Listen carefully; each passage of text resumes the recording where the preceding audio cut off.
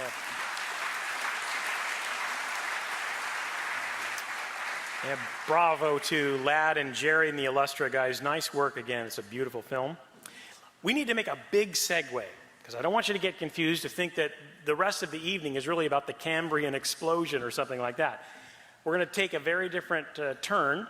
We're going to be dealing with topics in intelligent design, dealing with the book Signature in the Cell, which has to do with the origin of life and information in DNA.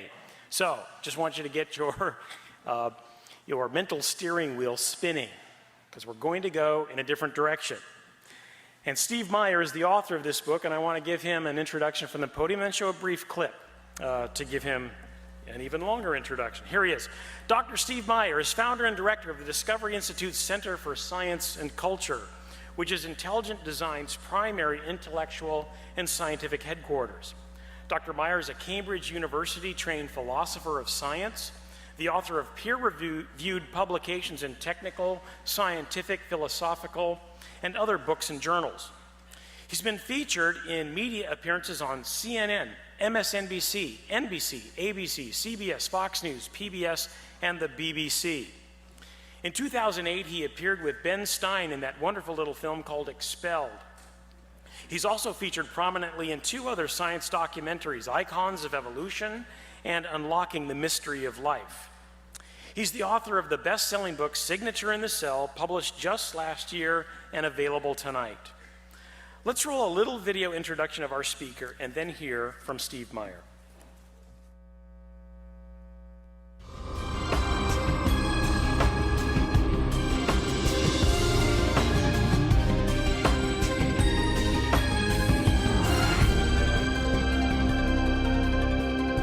The existence of complex biological machines raises an obvious question. If natural selection wasn't the agent of their construction, then what was? The centerpiece of my investigation was an interview with philosopher of science, Dr. Stephen Meyer. Meyer, who holds a PhD from Cambridge University, brought me face to face with the most efficient information processing system in the universe. The DNA molecule and its language of life. The discovery of the information-bearing properties of DNA and RNA is a fundamental challenge to all materialistic theories of the origin of life. Neo-Darwinism and its associated theories of chemical evolution and the like will not be able to survive the biology of the information age, the biology of the 21st century.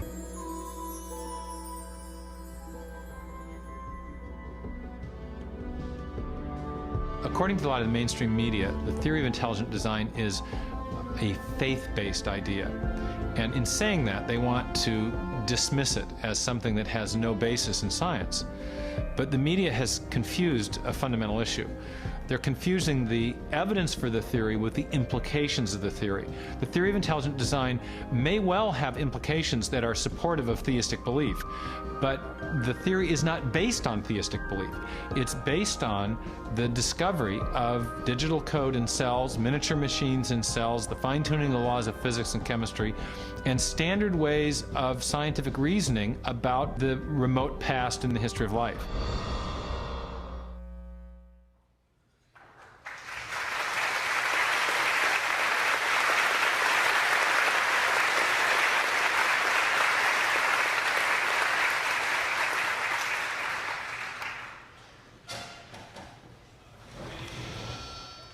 Impressed to see that there would be question time afterwards and that people would be actually even twittering me. My daughter just taught me to text over Christmas vacation, so they're going to be pretty impressed. Since there will be question time, let me just say a few words about my approach to questions. My first year in graduate school in England, I was attending a lecture on the philosopher Immanuel Kant, and I'd had one course in such philosophy when I was an undergraduate, so I was a little bit out of my depth. And about halfway through the lecturer was talking about an aspect of Kant's philosophy that I hadn't actually encountered before, and I raised my hand and asked if he could direct me to a place in Kant's writings where I could read more about the issue that he was discussing. And it was clear it was a question that revealed some ignorance on my part, and there was a kind of quiet shuffling of feet and an awkwardness. After the lecture was over, my my supervisor, who was an English don of the old school, took me aside and he said in his high Oxbridge accent, he said, "Meyer," he said, "I know in the States you've learned that the only stupid question is the one you didn't ask." Then he paused and said, "It's different here."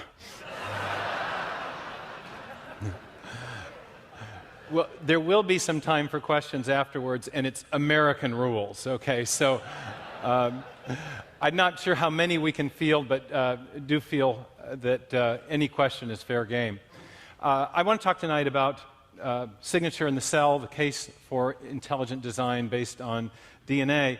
And I want to begin with the central question of design and raise the question about Darwin. A year ago, I had the opportunity to go back to England and to lecture in what we Americans would say Shrewsbury. The British pronounce it Shrewsbury. And it's the birthplace of Darwin. And it was the 200th anniversary of Darwin's birth, the month I was there. And all across the world last year, there were discussions of the legacy of Charles Darwin. What did he teach us? What did he leave us? Obviously, the theory of evolution. He proposed a mechanism for that evolution called natural selection. He pioneered a method of studying events in the remote past.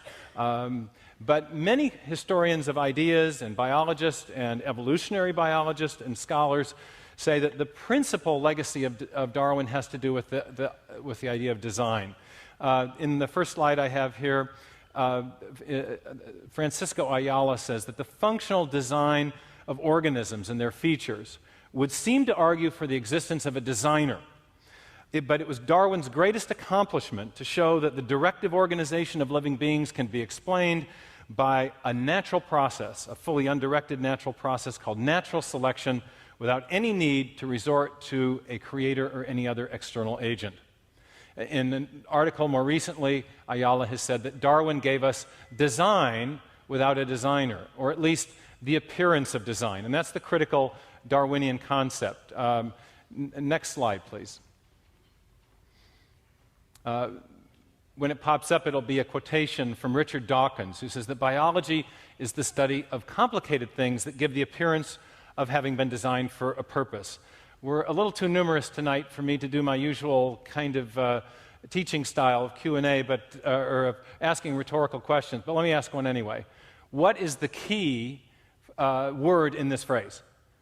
Obviously, very good. Okay, the obvious, from a Darwinian point of view, you have an appearance, but the appearance is entirely illusory.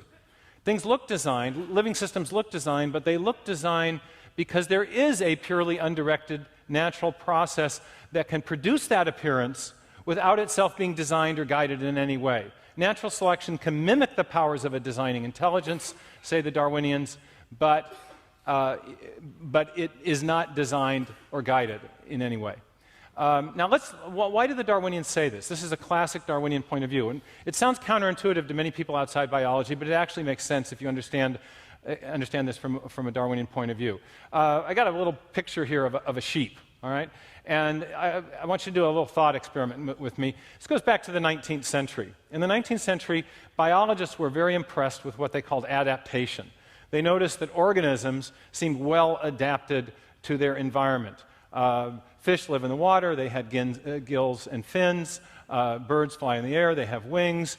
Animals that live in cold climates have thick fur or feathers. For example, like this sheep. Now, if you, in the 19th century, it was well known that human breeders could actually cause animals to adapt to their environment. If you wanted to, say you were in the far north of Scotland, and you wanted to breed a woollier breed of sheep, what would you do? Well, in the 19th century, it was well known you could choose the woolliest males and the woolliest females and allow only them to breed, such that over a succession of generations of choosing only those woolliest animals, you would end up producing a much woollier breed of sheep. Now, Darwin's insight was that nature could accomplish what the human intelligent breeder could accomplish. He didn't use this example, but if we adapt it to a Darwinian point of view, we could imagine a series of very cold winters. And if you had a series of very cold winters such that only the woolliest sheep survived in each successive generation, wouldn't the net result be the same as with the artificial selection of the breeders. In other words, nature would be killing off all but the woolliest in each generation, but that would cause only woolly ones to be left to breed, and the woolly characteristic would be amplified over time, thus causing the sheep to be adapted to their environment. In other words, Darwin was able to provide a naturalistic explanation for the phenomenon of adaptation, which to many 19th century biologists bespoke design. If organisms are adapted to their environment, if there's a fit between the environment and the organism, it was thought perhaps that was best explained because the designer had designed the organism to survive and thrive in that environment. But Darwin gave an account of that adaptation without any need for a designer. So he eliminated the need for intelligent design. Now, a couple slides forward, there's another rhetorical question with a sheep on it for our guys in the back. And the question is essentially this. Is adaptation the only appearance of design? And if not, has natural selection explained all the others? It might be that Darwin has provided a perfectly adequate explanation of adaptation, at least the minor variations that occur that cause animals to adjust to changes in their environment, but that he hasn't explained, or his modern followers haven't explained, for example, the very large-scale changes that occur in the history of life. In evolutionary biology today, in biological literature around the world, there are an increasing number of scientists who are questioning the creative power of mutation and selection. There's a group of scientists called the Altenberg 16 who have made a lot of news this last year, all evolutionary biologists who are increasingly skeptical about the creative power of natural selection, and they're calling for a new theory of evolution. Tomorrow, in the event discussing the Cambrian explosion, both the film and several of the scientists talking will be raising questions about the creative power of Darwin's mechanism of natural selection and its ability to produce fundamentally new forms of life from simpler pre-existing forms. Now, that's not what I'm going to be discussing tonight. Next slide. Instead, I'm going to be looking at a more fundamental issue, not the question of how you get new forms of life from simpler pre-existing forms, but instead the question of how you get life in the first place. What we see on the screen behind me is Darwin's famous tree of life picture of the history of life. It's a diagram that depicts the change that he envisioned taking place over time one axis is time, that's the vertical, and then the horizontal axis is change in form.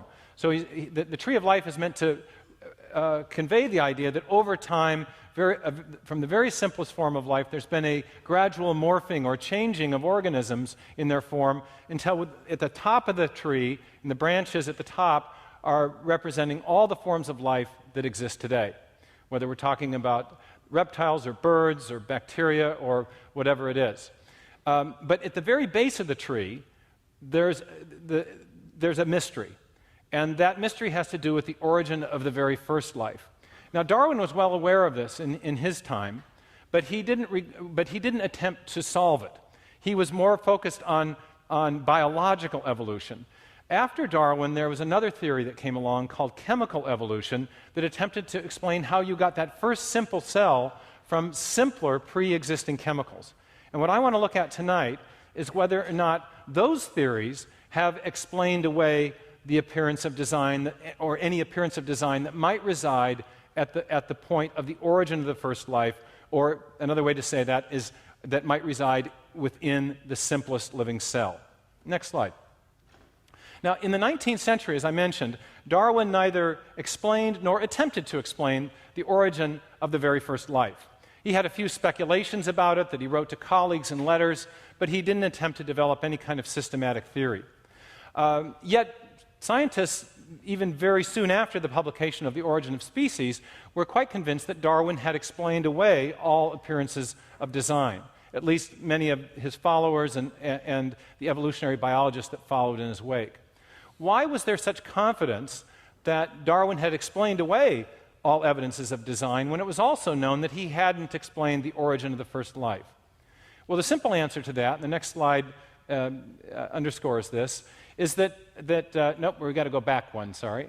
the quote. Oh, yeah, I was on the quote from Huxley. They're very, very, very good. In the 19th century, the cell was thought to be extremely simple. It wasn't thought to be the kind of thing that manifested any intricacy or evidence of design. In fact, one of Darwin's key followers, Thomas Henry Huxley, believed that the fundamental substance that made up life was something called protoplasm. And in Huxley's view, protoplasm was a simple chemical substance that could be produced by a few simple chemical reactions.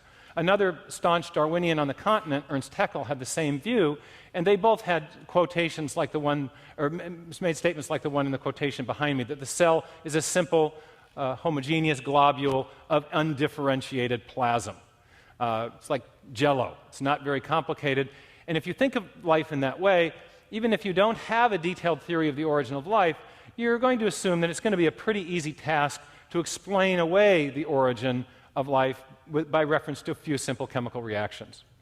Now, that view changed gradually. By the 1890s, we knew a lot more about proteins, and in the 1920s and 30s, there was a theory of the origin of life that was devised by a man named Alexander Oparin, a Russian scientist, and that theory attempted, in a very Darwinian fashion, to provide a step-by-step account of the growing awareness that scientists had of the complexity of the cell.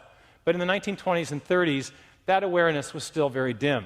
All that really changed beginning in the 1950s and 60s with what historians of biology now call the molecular biological revolution. And we can have a look in the next slide at the fearless leaders in that intellectual revolution, Watson and Crick.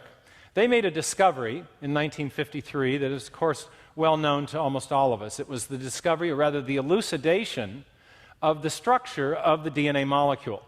They were first able to determine that DNA had this beautiful double helix structure, and that shook the scientific world. There were parallel discoveries going on in the field of protein chemistry, and so side by side, science was making progress on gaining an understanding of what was going on in the inner workings of life, in even the simplest living cell. Now, in the very next slide, we see the chemical structure of DNA that Watson and Crick were able to discover. Now, I think an even more important discovery, or insight rather, came 3 or 4 years later when Francis Crick proposed something called the sequence hypothesis. And the sequence hypothesis, next slide, was the recognition that along the spine of the DNA molecule, there are 4 chemical subunits called bases that function just like alphabetic characters in a written language or digital characters in the machine code, which is to say, it's not the shape or the chemical structure of those subunits that causes them to perform the function they do. Rather, it's the sequential arrangement of those bases, those chemical units or sections of code. You might think of a group of Scrabble letters. I have a few up here on the podium with me. If you've got a pile of Scrabble letters on the side of the board, they're not going to do anything for you. You won't score any points in the game. But if you arrange them properly to spell words, and you put them on the right squares, you're going to get points. In other words, it's the sequential arrangement of the letters that allows them to perform a function in that game. The same thing is true in life. It's the sequential arrangement of the bases that allow them to perform a function. And the function that they perform, which is what Crick anticipated, is that they provide instructions for building the critical proteins and protein machines out of which allow the cell, or which keeps the cell alive. Proteins perform all the... We just got me back. Okay. Proteins perform all the important jobs in the cell. They are enzymes which catalyze reactions. They form structural parts of larger machines. They help process information. You can think of proteins like the toolbox, or the toolbox of the cell. Inside the toolbox are lots of different types of tools. Each one has a different shape, and each one can do a different job in virtue of its shape. A hammer can hammer a nail because of the shape it has. You wouldn't use a saw to do that. Well, proteins have this same kind of feature. They have complex three-dimensional shapes or structures, and in virtue of those structures, they can perform different functions. Now, we can move forward on the slide past the DNA. There's the DNA. Okay. Now, proteins are made of smaller units called amino acids. And so what I want you to keep in mind now is two different kinds of molecules that are inside cells. There's the DNA molecule, and we're going to come back to that in a minute, and there's the protein molecules that the information on DNA encodes for. The instructions on DNA direct the cell and tell it how to build the proteins and protein machines that this cell needs to stay alive. Now, here's a child's toy. They're called Snap-Lock blocks. When my kids were little, I stole them from them. I don't know that they've ever really gotten over that. They're teenagers now, so on the box it said ages 2 to 4, so I don't think they're missing them too much. But in any case, I'm using these to illustrate the relationship between amino acids, which are the building blocks of proteins, and proteins, which are long chains of amino acids, which fold into intricate three-dimensional structures. And the idea here is that if we go, let's go past that slide showing the amino acids and their chemical formulae. There'll be a test on that afterwards. These are some pictures of different proteins that you can find on the internet. And the proteins have these beautiful three-dimensional structures. It turns out that these three-dimensional structures are critical to the jobs that proteins perform. Next slide. The proteins, it turns out, have an intricate hand-in-glove fit with other molecules in the cell, either the molecules that they are binding with to form structural parts or the molecules that they may be involved with in chemical reactions. This is a protein that's involved in just breaking apart a two-part sugar. Notice that there's a beautiful hand-in-glove fit between the barbell-shaped disaccharide and the protein into which it nestles. And it's in virtue of that fit that the chemical reaction that the protein catalyzes can take place. It breaks that bond apart in this particular case. And that's the story with proteins over and over again. They have beautiful three-dimensional structure, but that three-dimensional structure derives from the precise arrangement of the amino acids in these long linear chains. If you get the arrangement of amino acids just right, the protein is going to fold up into the structure that's necessary to perform a function. If the arrangements are wrong and you get the amino acids, dropped one there. If you get the amino acids to, if they're arranged in the wrong way, you may not get a fold and a nice structure, and you may lose the function that the protein performs. So the amino acids have a property that can be called sequence specificity. If something is sequence specific, the function of the whole depends upon the precise arrangement of the parts. Think of some other things that might have sequence specificity besides proteins. A couple things come to mind. Human language, computer code, and the arrangement of proteins, or amino acids in proteins. Now the question is, how does the cell know to put the amino acids together in the right way so the proteins fold properly? Well, that's where we come back to DNA. And this is what Francis Crick anticipated in 1957, that the information encoded along the spine of the DNA molecule, the precise arrangement of those bases, those chemical subunits, was conveying instructions that directed the construction of the proteins. And that's exactly what we now know to be the case. And I now have a little piece of animation that I can show that explains exactly how the digital information that's stored along the spine of the DNA directs the construction of proteins. I usually like to narrate this myself, but it was such a large audience tonight. We have a clip of the narration that we're going to show in just a second with my voice providing the narration in a recorded form. So we're just going to dim the house lights and watch this narration, and then I'll come back and make a few more comments. But again, the big picture here, what's happening, what you're going to see, is digital information in DNA being copied, transported, and then that information on what's called a messenger RNA strand is going to direct the construction of proteins at a chemical factory called a ribosome. Let's have a look. In 1957, Francis Crick first proposed that chemicals called bases along the spine of the DNA molecule function as alphabetic characters in a written language or digital characters in a machine code. This animation shows how this digital information directs protein synthesis. First, a large protein complex separates the tightly wound strands of the DNA to prepare it to be copied. During this process of transcription, a protein complex called a polymerase produces a single-stranded copy of the original instructions. Here we see this copy, a messenger RNA molecule, being constructed inside the polymerase as individual bases are positioned and added to the growing strand. Now we see the polymerase in action from the outside as it spits out the messenger RNA transcript. Next, this RNA transcript approaches and passes through a molecular machine called the nuclear pore complex, an information recognition device that controls the flow of information in and out of the cell's nucleus.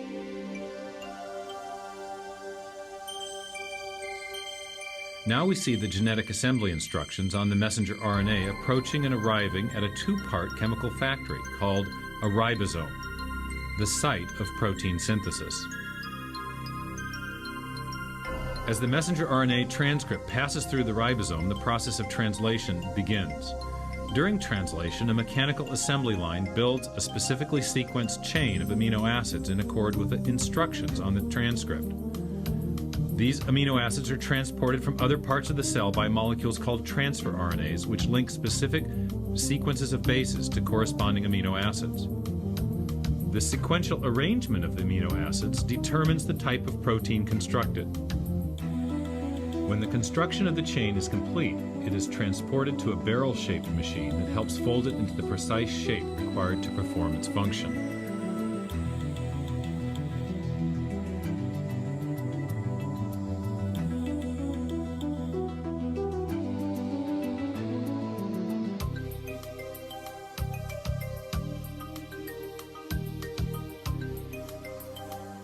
After the chain is folded into a protein, it is released into the outer cytoplasm to do its job in the cell.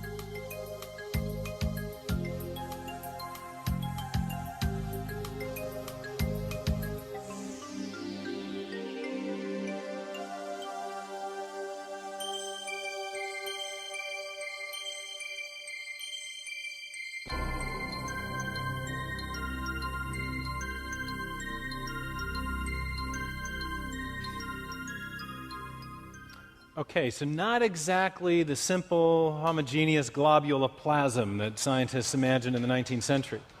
In fact, what's really stunning to me, I started out in the field of geophysics, in which I was doing digital signal processing.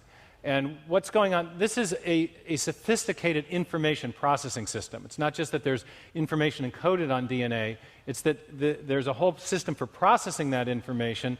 And I live up in Seattle today, or now, and one of the big companies up in Seattle is obviously Boeing. And if you go to the Boeing plant today, the people at Boeing use a technology very much like what's going on in the cell. It's called CAD/CAM, Computer Assisted Design and Manufacture, where you literally have digital information directing the construction of mechanical parts. That's what we see, what we've just witnessed here in this animation. That's what's going on inside the cells. So we're looking at some very sophisticated information and information processing technology.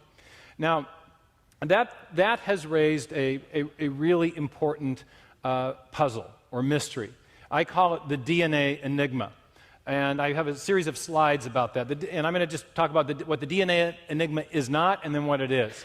The DNA enigma is not the structure of the DNA molecule. Watson and Crick did a beautiful job of elucidating that in 1953. It's not where the information, next slide, resides. We know that information for building proteins is stored along the spine of the DNA molecule. It's not even, next slide, what that information does. We just saw that in the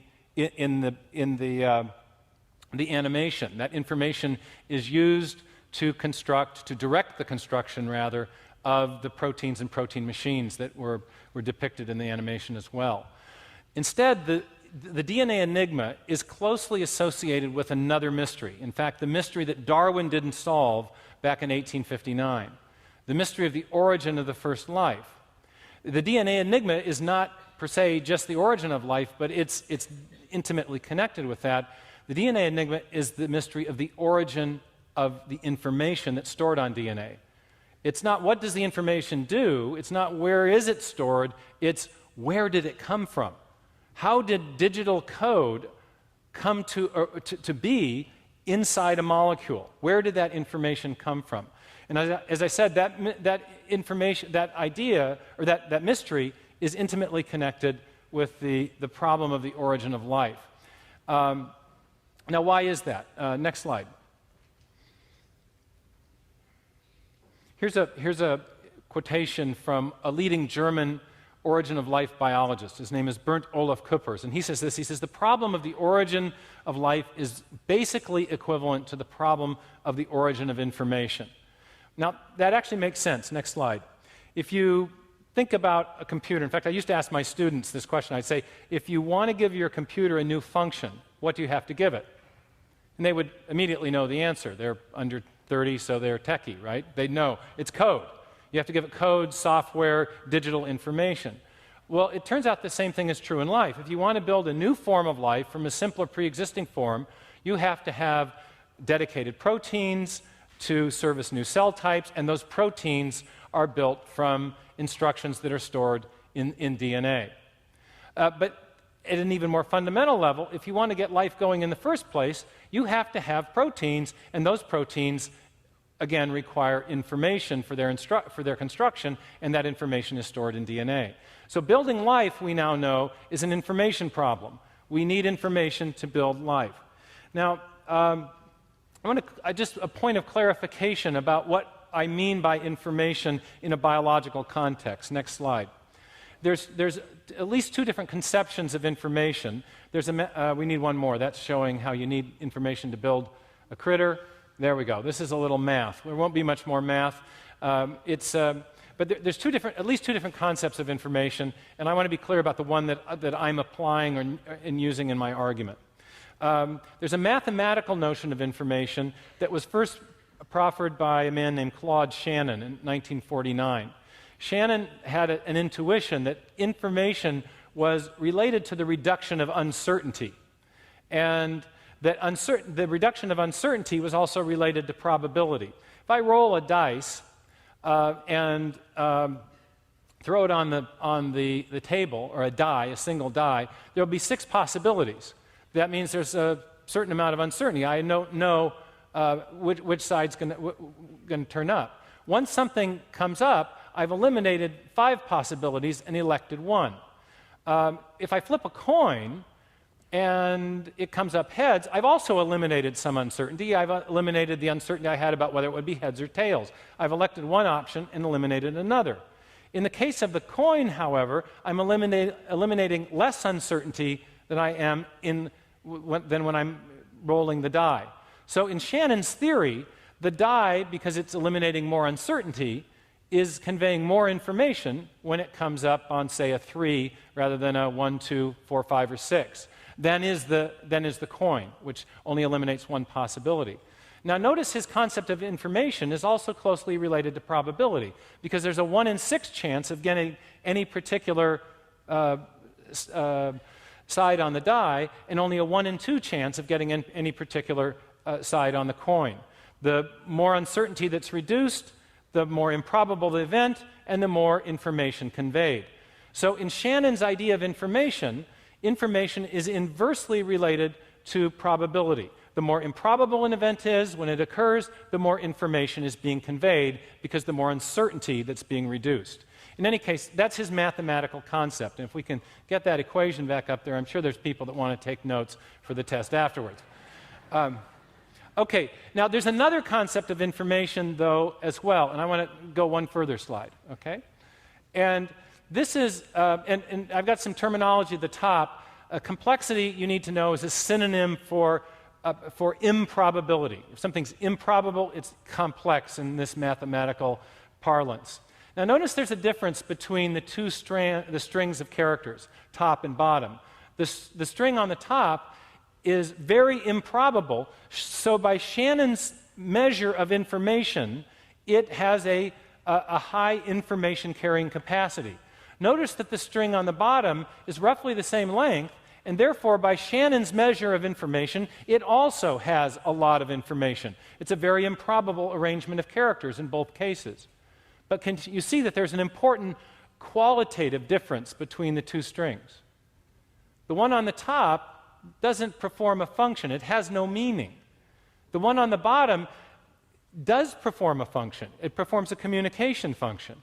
And it does so in virtue of the sequence specificity, this precise arrangement of the letters in accord with a code or a set of grammatical conventions.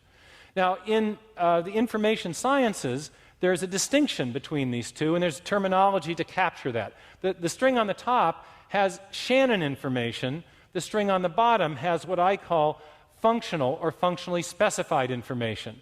Or because complexity and improbability are related, some people also refer to this as the top string would be complexity, the bottom string would be specified complexity. When we're talking about information in a biological context, we're not talking about strings of characters like the top string. We're talking about strings like the bottom, ones where the arrangement of the bases are specifically arranged specifically sequenced to convey information that is functional, that produces a functional outcome. Now, and this distinction, next slide, was made from the very beginning of the molecular biological revolution by none other than Francis Crick himself. And we see him here saying, Crick, by the way, was aware of Shannon's work and wanted to make clear that when he was talking about information being encoded in DNA, he was not talking about a merely improbable string of characters. He was talking about an improbable string that was also specified to perform a function. Here he says, by information, I mean the specification of the amino acid sequence in the protein. Or in speaking about DNA, he says, information means here the precise determination of sequence, either of bases in nucleic acid, that's like DNA and RNA, or the amino acid residues in proteins. So he's talking about the second kind of information, not the first. That's what we have to explain. When I talk about the DNA enigma, I'm talking about the origin of the information, the mystery surrounding the origin of the information in the DNA molecule, and by information, I mean functionally specified information, not merely Shannon information. Okay, that clarification out of the way, let's press on. Next slide. I first encountered what I call the DNA enigma at a conference in 1985. There were scientists on a panel discussing the origin of life, and nearly all the panelists agreed that the attempt to explain the origin of life by reference to undirected chemical interactions had come to an impasse. Theories about chemical evolution, how you get to the first living cell from simpler non-living chemicals, were coming to a state of impasse. There wasn't a good solution or a good theory on offer. And one of the scientists on the panel was a man named Charles Thaxton, who had just written a book called The Mystery of Life's Origin. I was a young scientist at the time, and it just so happened that Dr. Thaxton was living in Dallas where I was working. I was working as a geophysicist. My job, according to my bosses, who are all Texans, was to look for all out in the guff. There is apparently right now quite a bit of all out in the guff, but it's never mind.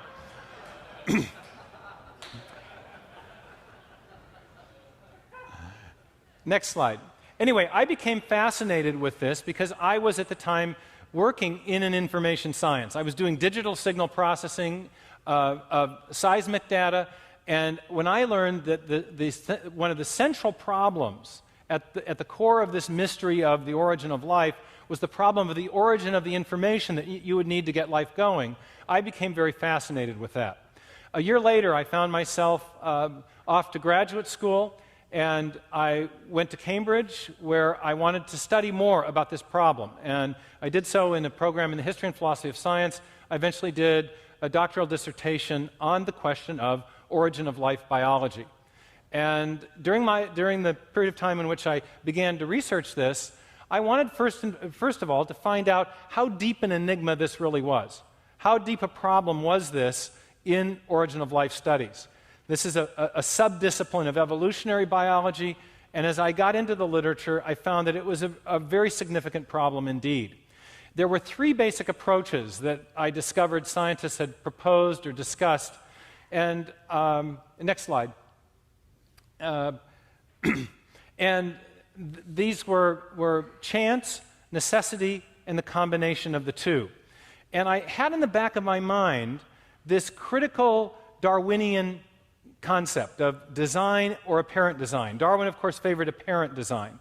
But when we're talking about digital code, or digital information more precisely, stored in a molecule, we're looking at something that has a very striking appearance of design. In fact, no less an advocate of Darwinian orthodoxy than Richard Dawkins himself has said that the machine code of the genes is uncannily computer-like. He says, apart from differences in jargon, the pages of a molecular biology journal and a computer engineering journal are completely interchangeable. The basic ideas of information storage and transmission are there present in both types of systems that are being analyzed, computers and living cells. Fascinating. We have a clear appearance of design, a striking appearance of design. What intrigued me was that there were so many scientists saying, we haven't explained the origin of life, and we haven't explained the origin of the information that makes life possible.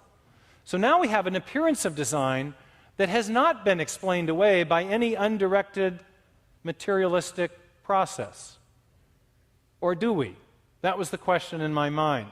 And so I began to investigate the different options that I was finding in the technical literature, in origin of life research. And I found that there were different approaches to this question, three broad approaches. There's a slide up ahead with a picture of a book by Jacques Monod. If we could go to that, that would be great. Yeah, that's the slide. The title of the book is Chance and Necessity. Monod was a colleague of Crick's, the brilliant French molecular biologist, and in 1968 he wrote a book that was discussing not only developments in molecular biology, but it was really a treatise on the whole scientific approach.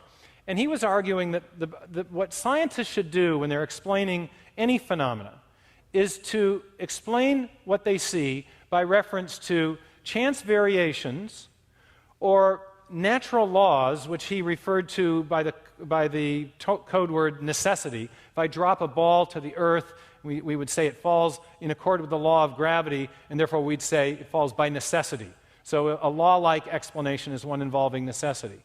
So Monod says the job of the scientist is to explain things by random or chance variations, law-like necessity, or the combination of the two. And as I was studying these different theories and conjectures and proposals and hypotheses about the origin of the first life, I found that they typically broke into one of three categories. Either these theories relied heavily on chance, or they relied on necessity, or they relied on the combination of the two.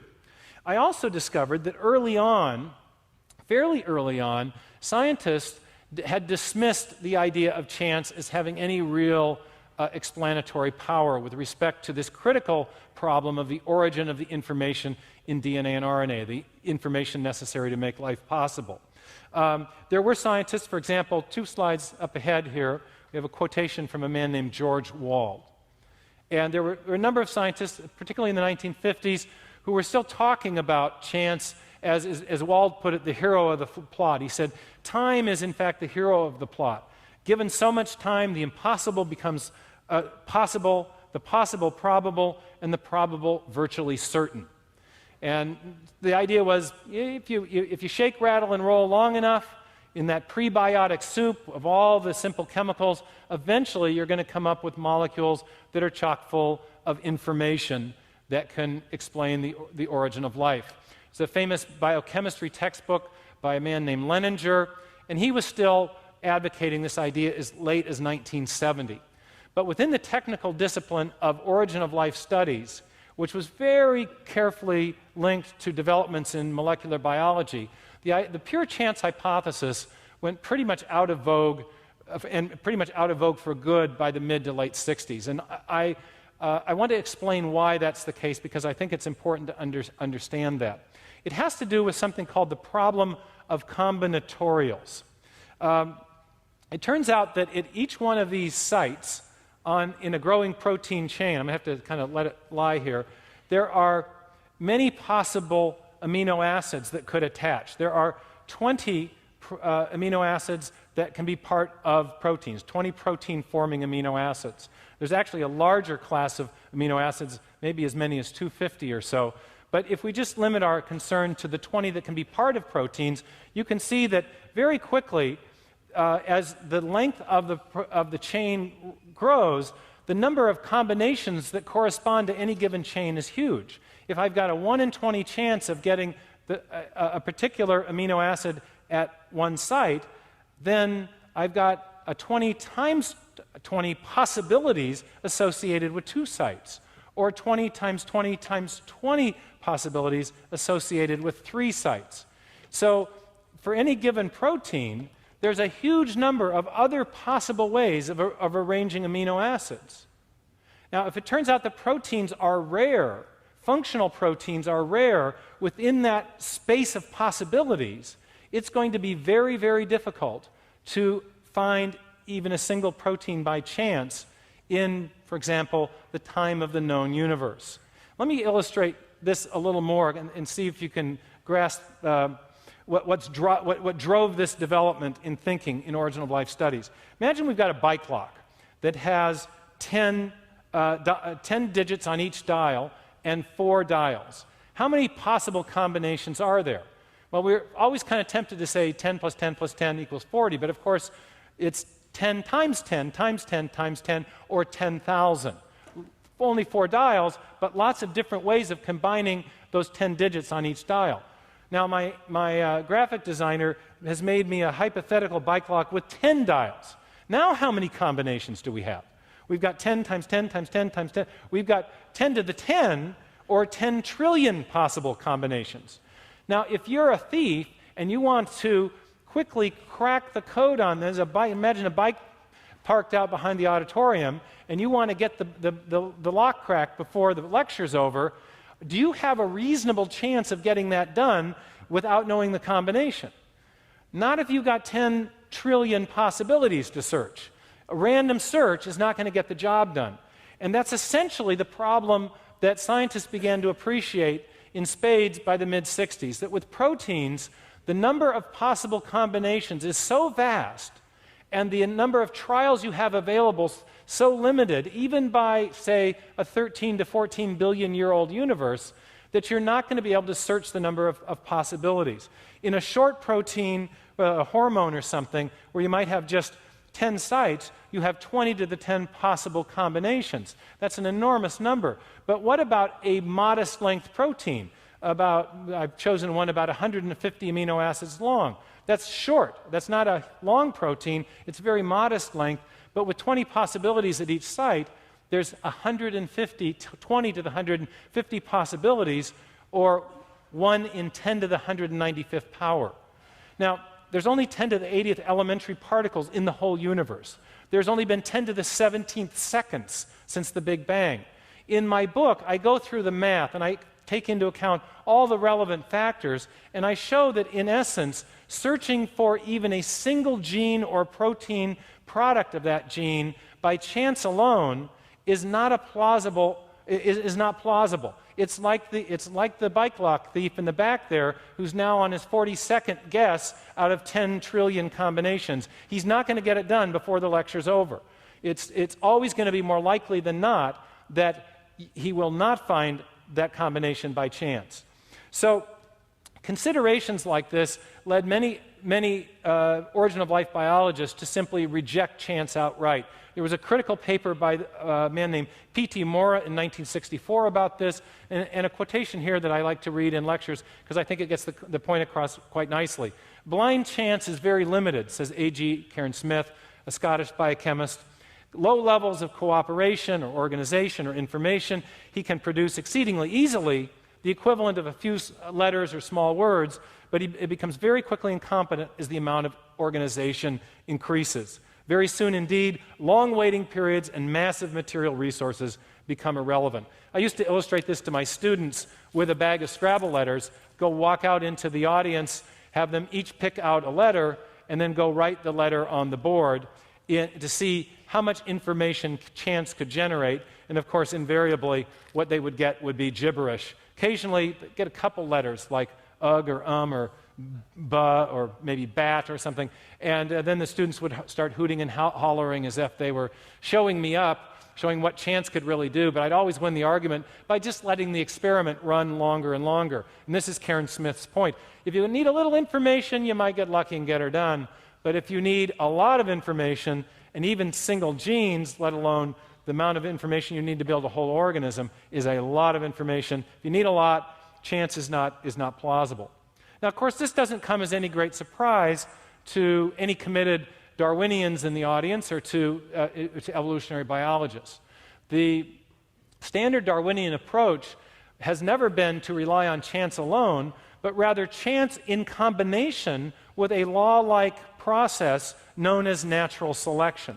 And so, after it became apparent to many scientists in the 60s that the complexity of the biomolecules, the DNA, the RNA, and the protein, the specified complexity, the informational complexity of these molecules was so vast, and that chance wasn't a plausible explanation for it, scientists began to think about combining chance with natural selection.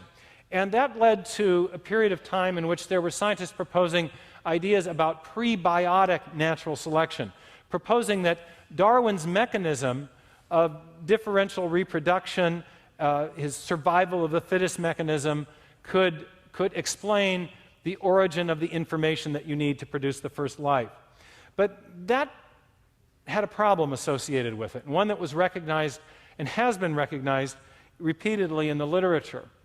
And the problem is that it begs the question. That's, for philosophers, a big sin, okay? It's a logical error. Here's the basic problem. In all living organisms, natural selection ensues once you have organisms that are capable of reproducing, of copying themselves. Remember my sheep example from the beginning of the lecture. If there's a group of offspring that have a variety of characteristics, and one of those characteristics confers a survival advantage, and such that the others die off, that one is going to live to pass that trait on. But if there's no reproduction, you can't have natural selection, almost by definition. In fact, proposing natural selection at a prebiotic level is really stretching the concept to a breaking point, because natural selection presupposes self-reproduction or self-replication, and here's the real kicker. In all living organisms, self-reproduction or replication is made possible by sequence-specific, that is, information-rich DNA and protein molecules. What were we trying to explain the origin of? We were trying to explain the origin of DNA and protein, rather the information in those molecules, and so we invoked natural selection, but natural selection doesn't even become a factor until you already have DNA and protein, information-rich DNA and protein. It's a little like this. There once upon a time was an absent-minded philosopher of science. He was walking home from university one day, preoccupied with deep thoughts about the origin of life. He'd lost his wallet, his keys, his cell phone, all the usual stuff, but this day it was worse. He fell in a big pit. He wasn't watching where he was going. But no problem, he said to himself. I know how to get out of this pit. I'm just going to go home, get a ladder, come back, jump in the hole, and climb out. What's wrong with my story? It begs the question about how you get out of the pit to get the ladder, right? It's the same. This is essentially what's going on with these theories of prebiotic natural selection. And this was very astutely perceived and articulated by Christian de Duve, the Nobel Prize-winning biochemist and molecular biologist who's done a lot of work on the origin of life, written some important books on the topic.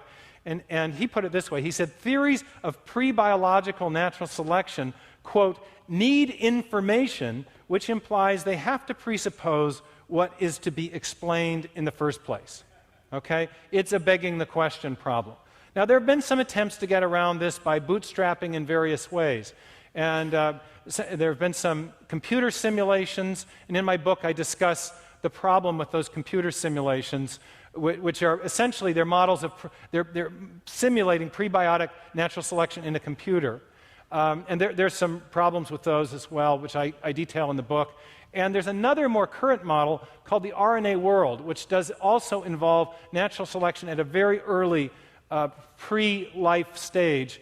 And I'm sure we will probably want to discuss more about that in the Q&A. I don't want to go into it now.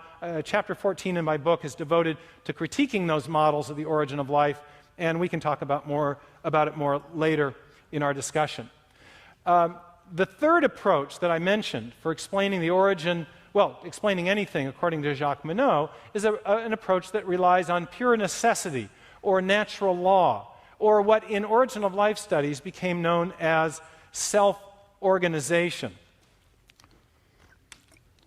And there have been a number of these theories, but perhaps the first and most prominent theory was attempting to explain precisely the sequence specificity of proteins and other critical molecules in the cell.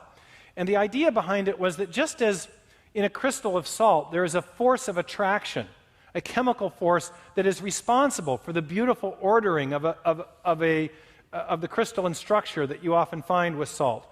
Na has a plus charge, Cl a minus charge, plus and minus attract. You get a beautiful matrix that develops. That's a self-organizing process produced by chemical attraction. And the idea that was first put forward, the first self-organizational theory, was put forward by a man named Dean Kenyon and his co-author Gary Steinman in a book called Biochemical Predestination. We have a professor here tonight from Calvin College, so I probably need to clarify this is biochemical predestination, not the Calvinistic kind, okay? The idea here is that you've got forces of chemical attraction that are responsible for the sequential arrangement of the amino acids that allows the protein to fold into its right structure and perform a function in the cell. There was also the hope that perhaps this idea could be applied to explain not only the sequence specificity in proteins, but also in DNA and RNA as well. Well, it turned out that this model unraveled, and the chief architect of the model himself ended up repudiating his own theory. And there's a kind of many-step story associated with this, which I tell in the book. But I want to zero in on the problem of trying to explain the origin of information in DNA by reference to any kind of self-organizational forces of attraction. Dean Kenyon realized quickly there were some empirical results that showed that his idea wasn't going to work for proteins. There were some slight differences of affinity between some amino acids and others, but they didn't correlate to any of the known sequencing in actual proteins. But at a more fundamental level, he realized that if self-organization is going to work, it's got to explain the origin in DNA or RNA, because those molecules provide the information for building proteins. That's the more fundamental need in explanation. So I have behind me a diagram, and I wish I had a point. Actually, it's not there. What I have behind me is me. That's disconcerting. Okay, this is the structural formula for the DNA molecule. And I want you to notice a few things. For non-chemists here, it's going to sound like Chinese at first, but hang with me here. Along this, the two sides of the DNA molecule are made of something called the sugar phosphate backbone. The pentagons are the sugars, the circles are the phosphates, and the backbone of the molecule is not the informational part of it. It's the medium upon which the information is inscribed, if you will. Along the interior of the molecule are two copies running in opposite directions of the informational instructions. They're encoded using those bases that I discussed at the beginning of the evening, the A's, C's, G's, and T's, also known as nucleotide bases. Now, it's the specific arrangement of those nucleotide bases that constitutes the information in the DNA molecule. Okay? Now, the question is, could you explain the specific arrangement of the bases by reference to self-organizational forces of attraction? Could chemistry explain that information? Now, there are little sticks that you can see on my figure, and the sticks represent chemical bonds, connection points, where there is a force of attraction holding something together. Notice that there are sticks between each of the sugars and phosphates. Notice that there is a bond as well between each of the bases and the pentagons in the sugar-phosphate backbone. But notice that there are no bonds between the bases in the information-bearing axis, the vertical axis of the molecule on the screen there. There are no forces of attraction whatsoever. It's not a matter of are there forces that are differential in strength or otherwise. It's just that there are no bonds between those bases. No bonds that could explain their specific arrangement. Notice also that you have a bond between the base and the pentagons, but here's another little factoid that you need to know. It's the same kind of chemical bond in each case. It's called an N-glycosidic bond for chemists who are keeping score back home. And that bond allows any one of the four bases to attach to the backbone with equal facility. It doesn't discriminate. Now, that was all probably difficult, but I'm now going to make it simple. I've got a little visual aid here with a message pandering to the local audience, okay? La Mirada rocks, okay?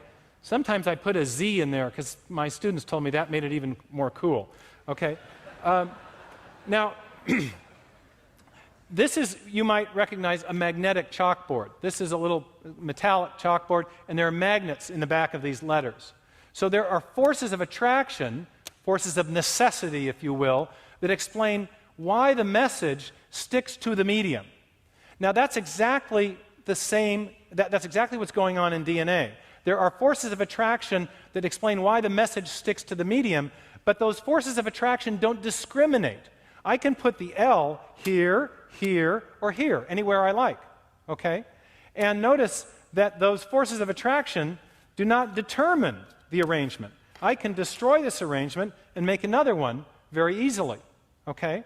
So let me put it to you now, maybe as a rhetorical question. Oops, but I destroyed the message. Let's go back to the message, rocks. Oh, I dropped it. Let's talk about the message I had at the beginning. Was that the result? Sometimes these visual aids are more trouble than they're worth. What have I got now? Lada Riminara. No, that's not good. It's sick. That doesn't good. Was the message I had at the beginning the result of the magnetism? Okay, that's the key point. Back to the DNA thing. I'll get myself out of trouble. Okay, let's go back to that DNA picture. Yeah, thanks. If you look at the DNA molecule, I've never gotten applause for messing up a visual aid before, but if you go back to the point I'm making about the DNA is that the arrangement of the bases, which constitutes the informational endowment of the DNA molecule, is not the result of the chemistry attraction that holds the chemistry of attraction that holds the molecule together. The bonds that are involved in the message sticking to the medium don't discriminate.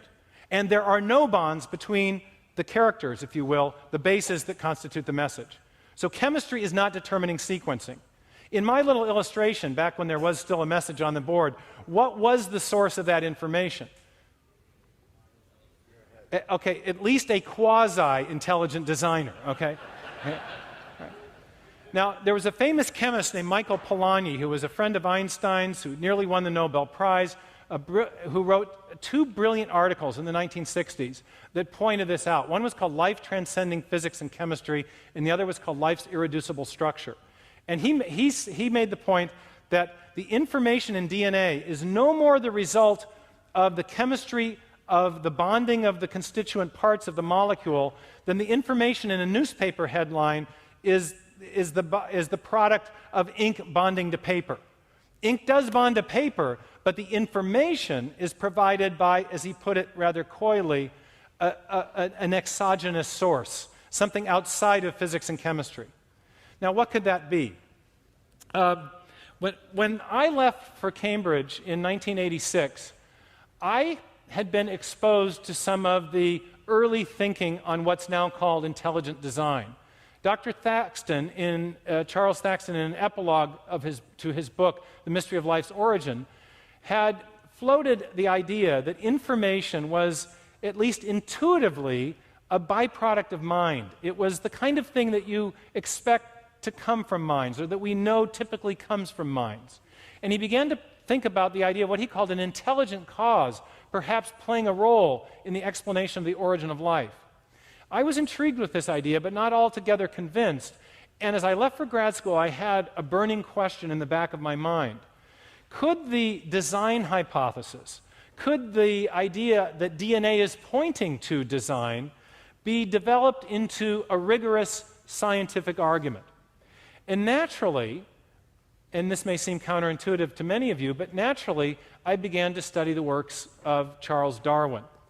Not because he had dismissed design in his work so much, although he was certainly therefore interested in the question of design or apparent design, but also because he had pioneered a rigorous method of investigating the remote past, a method which is sometimes called inference to the best explanation, and other times called the method of multiple competing hypotheses. And this quote, which I won't read, is actually Darwin defending the scientific nature of his theory by telling some interlocutors who are objecting to him that he's using a standard scientific method, one that applies to understanding events in the remote past. Now, the idea of multiple competing hypotheses is that if you're trying to explain an event long ago, next slide, actually, I may not have remembered to tell the man in the back, there we go, did you see the Darwin slide just before that, or did I? Okay, you did, very good. Thanks, Jimmy. Anyway, this is a pictorial representation of this standard method. If you're trying to explain an event in the remote past, typically what scientists do will posit a number of competing hypotheses. And typically they're hypotheses that posit causes. You're looking for a causal explanation of an event, especially if you're trying to account for its origin. And the best explanation is then the one that we know is able to best explain. So the next slide shows the case where we're able to eliminate all but one of those explanations and settle on the one that is best. Now, obviously, I've just begged a question. What makes an explanation best?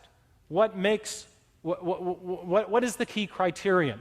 If we say we infer that explanation which best explains the evidence, we still want to know, well, what does it mean to best explain the evidence?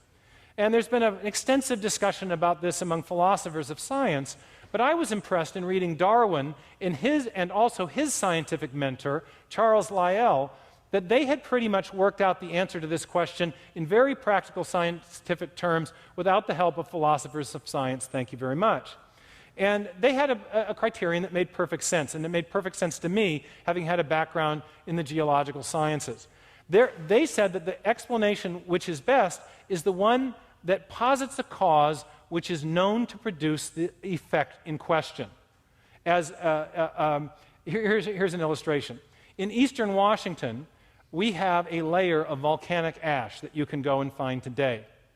If you're a geologist and you don't know how it got there because you didn't have the opportunity to view it happening, and you want to explain the origin of that ash, you might posit a number of possible causal hypotheses. You might posit a flood, you might posit an earthquake, you might even posit a volcano.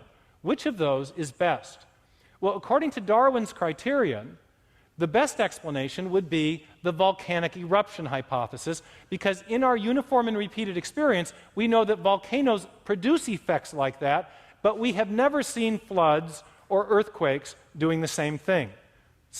Clear, simple, common sense criterion at the basis of this excellent scientific method.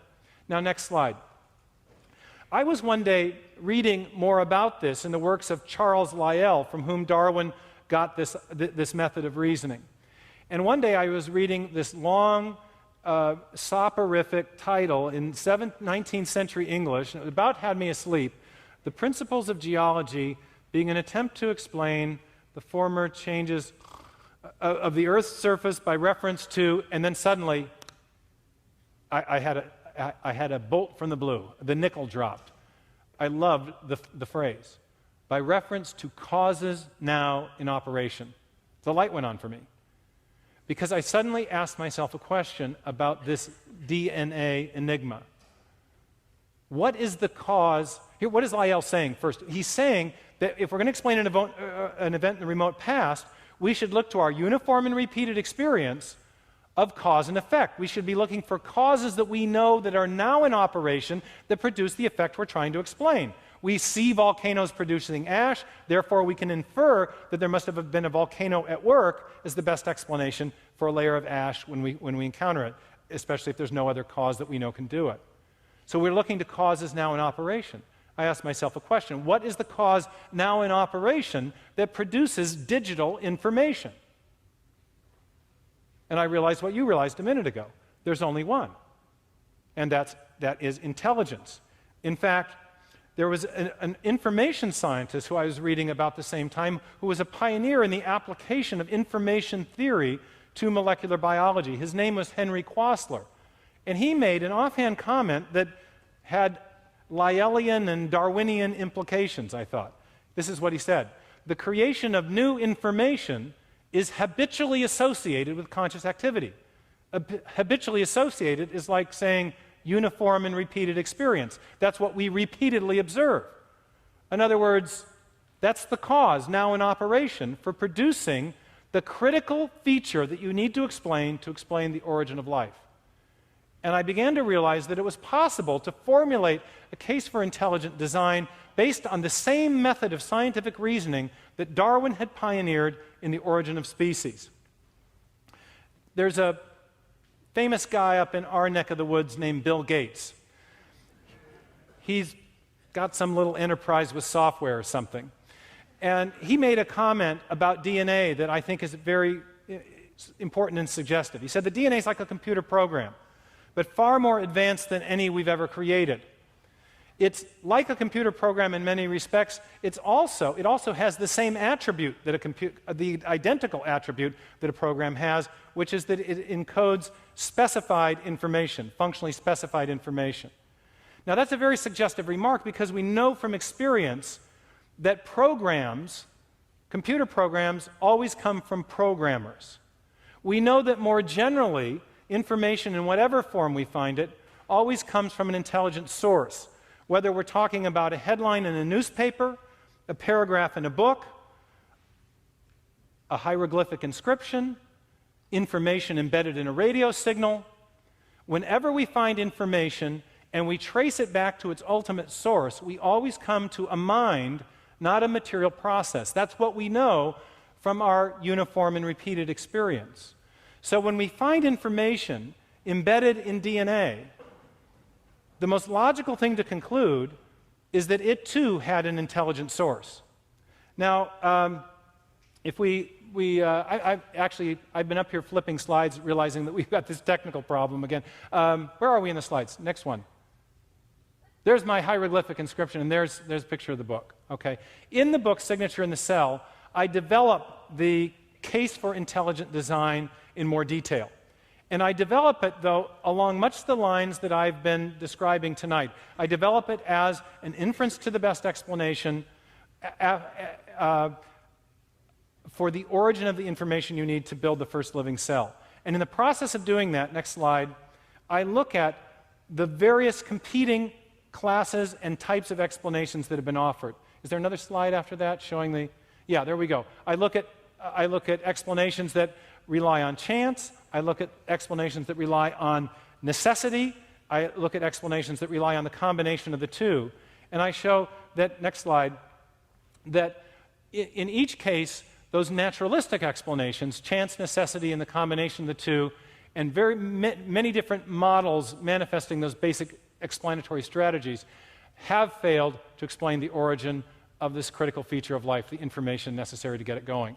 And so I conclude that intelligent design is the only known cause that's capable of producing the information necessary to produce the first life. And therefore, I conclude that intelligent design constitutes the best explanation. Now, I think it's important to point out that this explanation is not an argument from ignorance. 2 slides forward, if I could. I have and then one more. I have a friendly and frequent debating partner named Michael Shermer.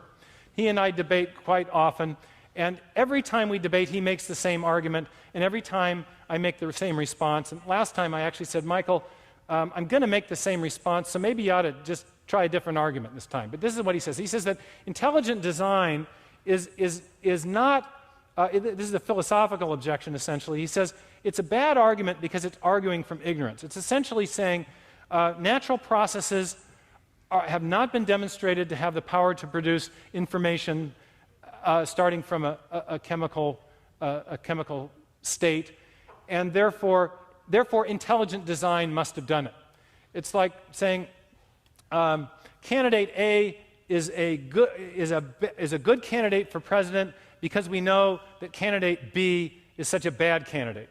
You're not giving a positive reason for believing that candidate A is a good candidate. That's an argument from ignorance. You're arguing from what we don't know about either candidate B or, in this case, natural processes that can produce information.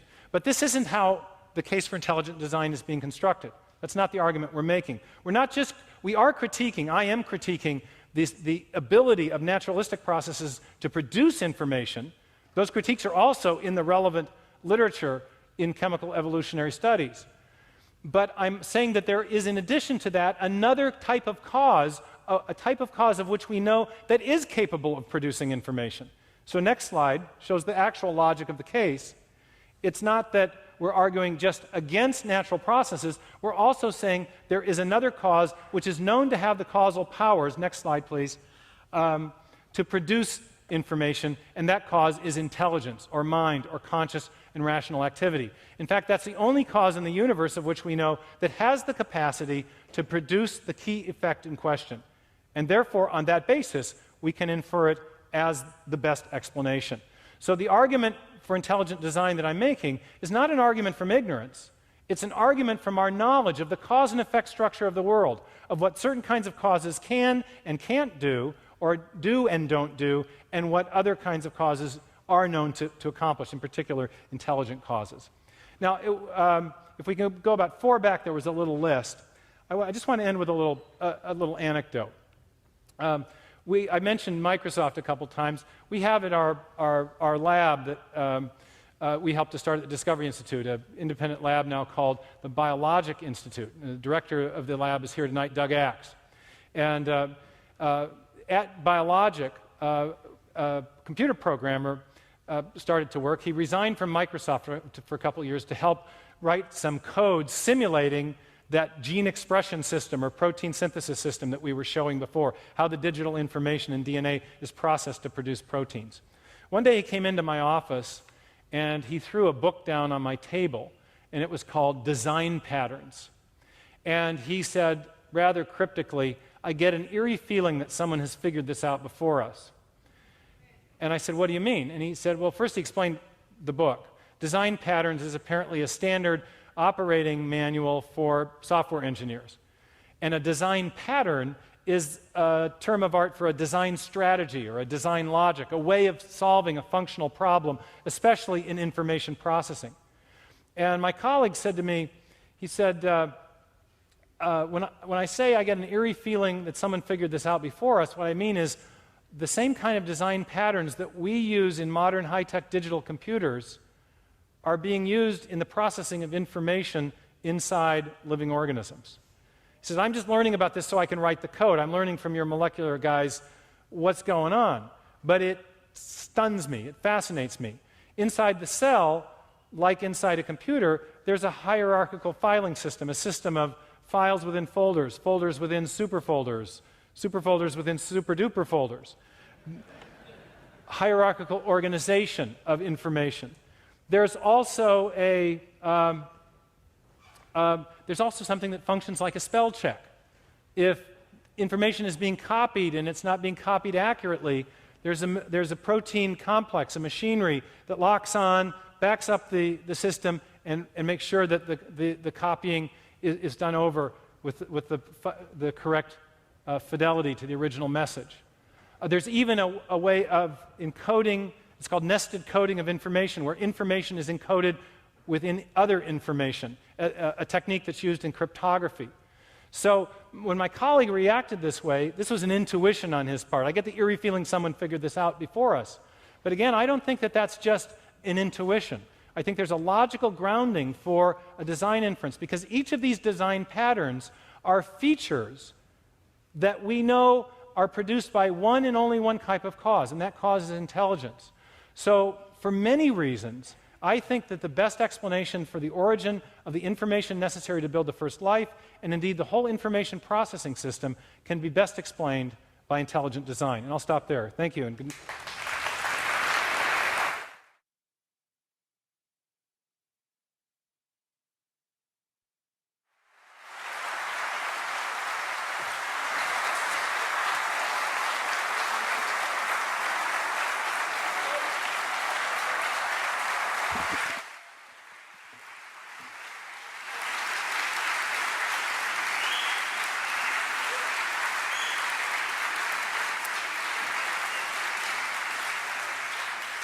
Thank you, Steve. Thank you, audience. This isn't the most plush seating around, so you were very good and patient, and you deserve a break. But before the break, make sure you fill out the card or steal a pen during the break to fill that out. You're going to need it when you come back. Use the order form to go order some DVDs, visit the book tables, buy arm loads, use the restroom. We'll be back in 15 minutes to begin the interaction.